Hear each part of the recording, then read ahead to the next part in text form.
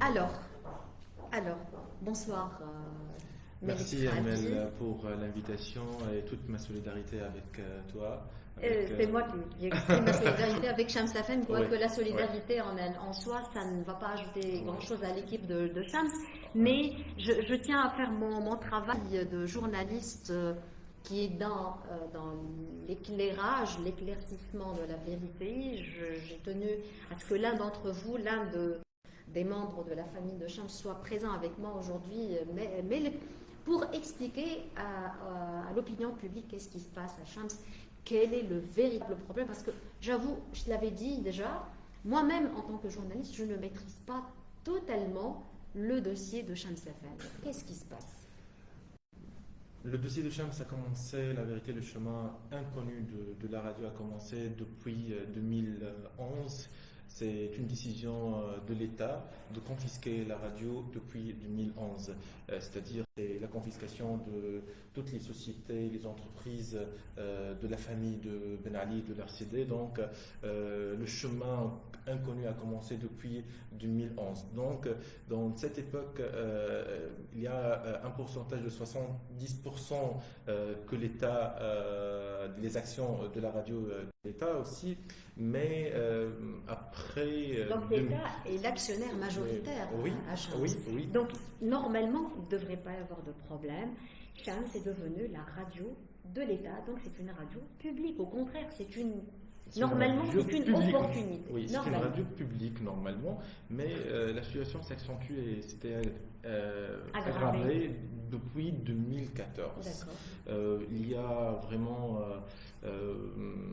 des décisions de l'État, des gouvernements, et surtout le gouvernement de Youssef Chahid qui a pris des décisions vraiment... Est-ce qu'on peut avoir une idée un exemple de ces décisions? Un exemple, c'est de désigner des directeurs qui n'ont pas l'habilité de diriger Shams FM, qui n'ont pas même la potentialité ou la capacité de diriger une radio qui est en 2014 la deuxième radio en Tunisie. Nous sommes aujourd'hui en position de 4e ou 5e parce que l'ONT, c'est l'Office national de télédiffusion, voilà, a suspendu cette fréquence de Shams FM.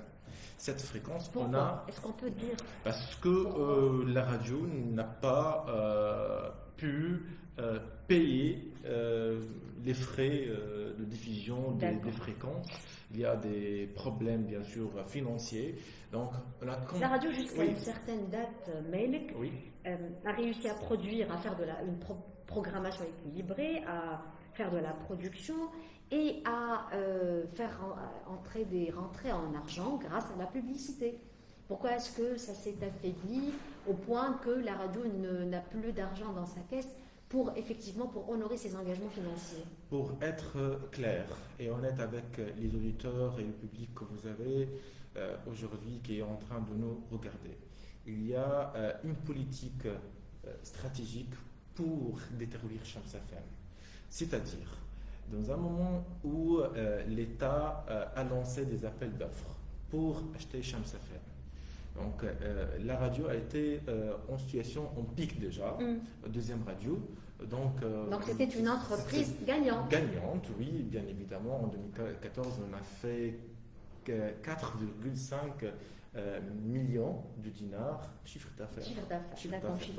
Et je ne sais pas pourquoi en 2016, on était une entreprise ou une radio en état de faillite. Déficitaire. Oui, en état de faillite. Donc est-ce qu'il y a des problèmes? Est-ce qu'il y a des dossiers de mauvaise gestion, de malversation, de corruption? Bien évidemment, Amel, parce que le gouvernement a coupé tout ce qui c'est voulu derrière le gouvernement et les alliés des gouvernements. Ils ont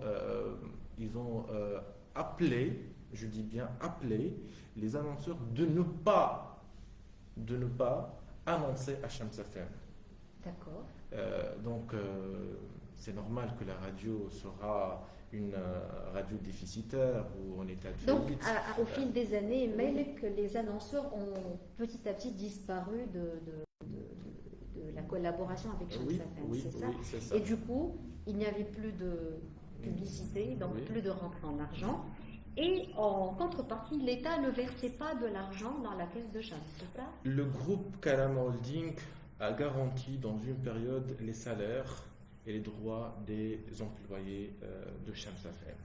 Mais à un certain moment, on a un problème à chaque fois qu'on doit se mobiliser pour avoir les droits et avoir les salaires. Donc c'était vraiment... Maintenant, vous êtes depuis combien de mois sans 2 mois sans salaire. rémunération? Aujourd'hui, sans salaire. Il y a un dossier de corruption aujourd'hui. C'est la ministre des Finances aujourd'hui a annoncé qu'il y a un dossier de corruption. Il y a une mauvaise gestion.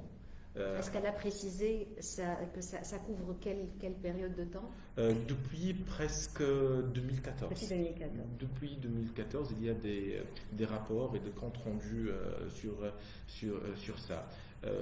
Après 2020, il y a un appel d'offres très connu. Il y a un acheteur aussi, qui a une promesse de vente pour acheter Shams FM. Oui. Mais malheureusement, ça n'a pas bien abouti parce que cet acheteur a voulu aussi mettre la main sur la radio. Sur la ligne éditoriale, Bien vous voulez sûr, dire? bien sûr. Et il y a un problème aussi de corruption et l'État, le gouvernement de Madame Najla Bouden a décidé de ne pas vendre aujourd'hui la radio à cause des infractions de l'appel d'offres de la part aussi du gouvernement de Hichem Michichi. D'accord, on est bien d'accord. Il y a eu Mais une aujourd'hui, affaire de corruption je veux lors préciser du un gouvernement point. de Cheikh ou Si de tu Michichi. me permets, Amel, Oui. je vais préciser une chose, que l'État a augmenté le capital, son capital à Shams FM à 90% depuis presque 2 ans. 2 ans. 2 ans, mais c'est-à-dire que ça. Pour sauver la situation de Shams. C'est révélateur. Ça veut Oui. dire que l'État tient bon et Tient veut bon. de Shams. Donc, Veut de nous Shams. sommes C'est-à-dire que aujourd'hui- l'État ne néglige pas Shams Donc, normalement. aujourd'hui, la radio Shams FM est une radio publique. Si l'État avoue